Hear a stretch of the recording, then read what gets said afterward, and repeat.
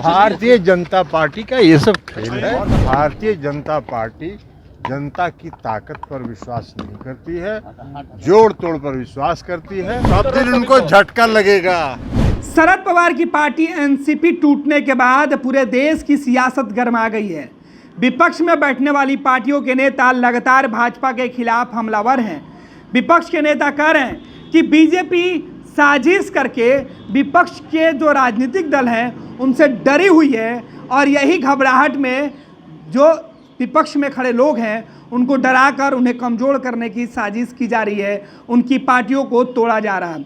महाराष्ट्र के अंदर एनसीपी को तोड़ा गया, शरद पवार को कमज़ोर किया गया। उसके बाद जनता दल यूनाइटेड के नेता ललन सिंह का बयान सामने आया है। ललन सिंह ने सीधे तौर पे कहा कि बीजेपी की यही परिपाटी रही है, जब जब भाजपा कमज़ोर हुई है, डर जाती है, तब वो इस प्रकार की काम करती है। ललन सिंह ने कहा कि बीजेपी जनता के चुने हुए प्रतिनिधियों पर कोई भरोसा नहीं करती है।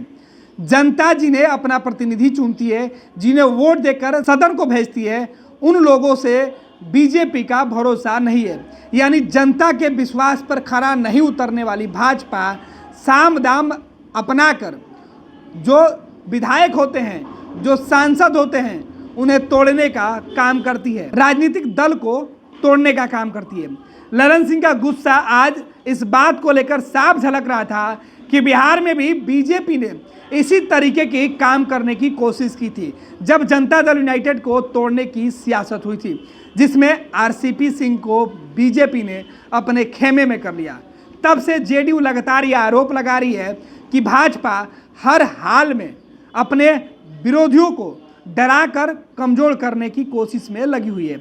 आज ललन सिंह पटना एयरपोर्ट पर पहुंचे। उनसे जब सवाल पूछा गया कि महाराष्ट्र में शरद पवार की पार्टी टूट गई है, वो बीजेपी गठबंधन यानी शिंदे की जो गठबंधन है शिवसेना, उसके साथ सरकार में शामिल हो गई है। अजीत पवार उसमें शामिल हो गए हैं कई विधायकों को लेकर, जिस पर ललन सिंह ने सीधे तौर पर नरेंद्र मोदी सरकार पर हमला बोला है।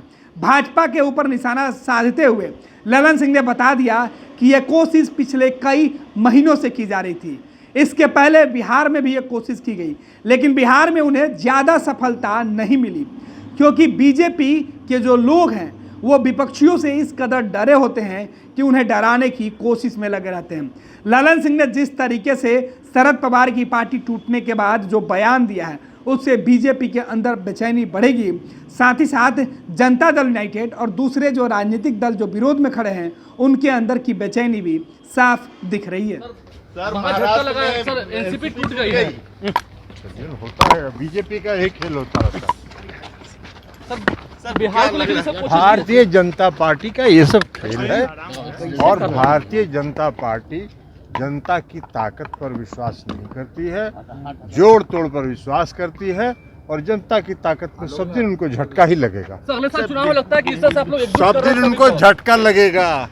बिहार में भी ऐसी स्थिति बनने की बात है क्या सर? ऐसी कोशिश बहुत कोशिश कर चुके हैं।